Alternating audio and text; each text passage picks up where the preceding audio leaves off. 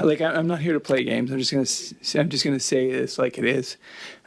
So if you just take the fiscal impact, it's 8 out of 10 Canadians are better, and they can quote me and they can put that on there. But the reality is, the truth of that is that once you include the economic impact, 6 out of 10 Canadians are worse off. Is that not correct, Mr. Drew? When we include the economic impact of the fuel charge and the output-based pricing system, it's true that the majority of households are worse off, and we are in the process of updating our analysis to try to isolate the fuel charge, the impact of the fuel charge itself. Yeah. So when economic and fiscal impacts are combined, as you said, the majority of Canadians are worse off. That's correct. Thank you. Thank you, Mr. Drew. And one last thing on the carbon tax, and then I promise I'll move forward. But the government's own report appears to validate your conclusion. Is that correct? That is our understanding, because they arrived at an estimate of a negative 0.9%, rounded to 1% of GDP when including the fuel charge and the output-based pricing system, where we had 1.3% in 2030. So that's in the ballpark, and that's very close for that type of analysis. Yeah, and my apologies. I'm just reminded by my colleague that I need to get you actually on the record, even though I got a nod. So I'm just going to repeat my previous question. As you said in page 4 of your report, when you include both fiscal and economic impacts of the carbon tax, of the fuel charge, the majority of Canadians are worse off.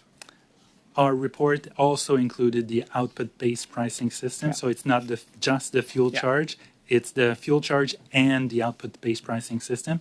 And considering the economic impacts and the fiscal impacts of both measures, yes, the majority of households are worse off. Thank you very much for that. How much time do I have left? Perfect. I just want to talk, as my initial round, we talked a little bit about the budget and some of the projections. We talked about the capital gains. Another area that I have concern about the projection is with respect to the government's prediction of saving billions of dollars by reducing the size of the civil service. The civil service has grown since 2015 by over 40%, and now they're telling us that they will begin a plan by saving $1.3 billion in next year's budget by reducing the civil service by attrition. Do you share any of the concerns? Because when I talk to department officials, they never have a plan for reducing the size of their footprint. I share these concerns because the budget indicates that they'll be reducing the number of FTEs in the public service by 5,000 over 4 years by attrition. But the budget also has a number of measures that will are reasonably expected to require more public servants. So it will either mean that there will be more reductions in certain sectors to make room for this increase in some areas, while also reducing the aggregate size by 5,000, or there will not be any reduction at all. There won't be any reduction at all. And so we potentially could see greater losses in the civil service, and the other negative outcome that is perhaps likely is the fact that instead of the civil service being reduced in size, they may actually grow. And if that were to happen, if the dollars that are forecasted for reduction, that would put the government off of its fiscal anchor of debt to GDP ratio, would it not?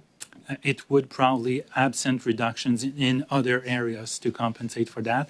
And I'd add that based on historical results where departmental plans indicated a reduction a reduction to come in their overall number of employees, we have seen instead increases.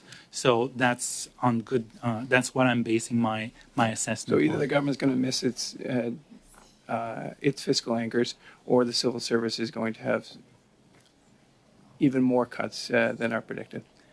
It's either cuts to the public service or reductions in other areas if the government is to meet its fiscal targets. Thank you very much.